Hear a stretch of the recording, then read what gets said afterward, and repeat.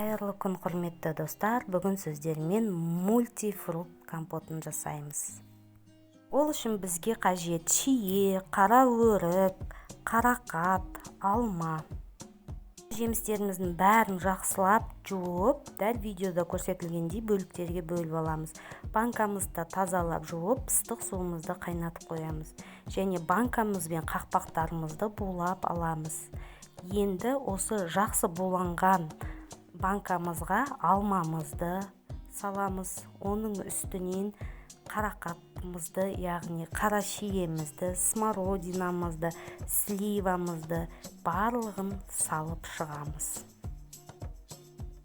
Барлығын салып болған соң қайнап тұрған ыстық суымызды толтыра құйып, қақпақпен бетін жауып қойып қоямыз.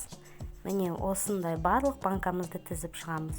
Одан соң сол қайтадан суымызды кастрөлімізге құямыз. Оны қатты отқа қойып, қантын салып, жақсылап қайнатамыз.